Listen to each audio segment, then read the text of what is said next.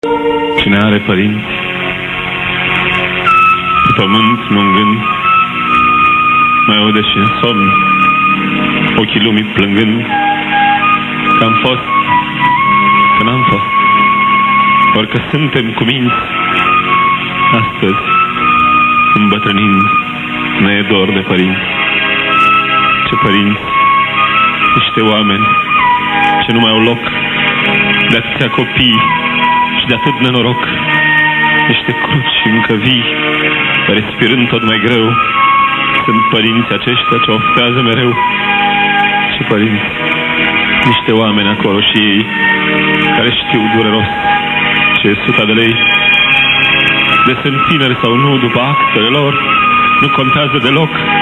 E albiră de dor să le fie copilul cu o treaptă mai domn, pe muncă în plus și ce chin, cât nesomn. Chiar acum când scriu, ca și când aș urla, eu știu și îi simt pătimind undeva. Ne amintim și de ei după lungi săptămâni, fii bătrân ce suntem cu părinții bătrâni. Dacă lemne și-au luat, dacă oasele-i dor, dacă nu au murit triști în casele lor, între ei și copii o prăsilă de câini și umbra de plumb a prazilnicei pâini. Cine are părinți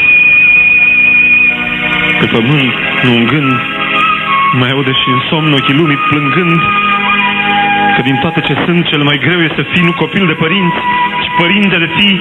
Ochii lumii plângând lacrimute sau plâng, însă pentru potop încă nu-i de ajuns.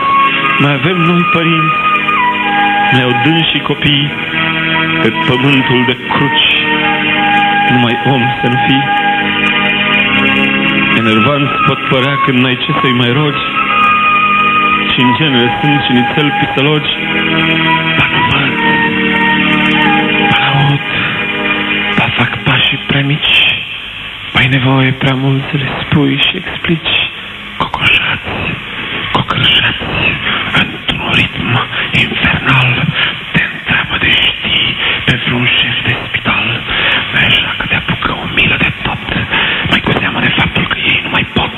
Ca povară îi simți și ei știu că e așa și se uită la tine, ca și când te-ar ruga.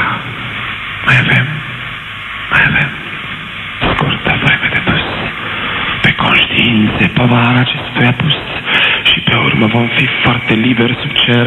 Se vor împuțina cei ce n-au și ne cer, și abia într-un trist și departe târziu, când vom ști disperați vești ce azi nu se știu, vom pricepe de ce fii uită curând și nu văd niciun ochi de pe lume plângând, și de ce încă nu e potop de cuprins, deși plouă mereu, deși pururea nins, deși lumea în care părinți am ajuns de o vecie ei mereu zguduită de plâns.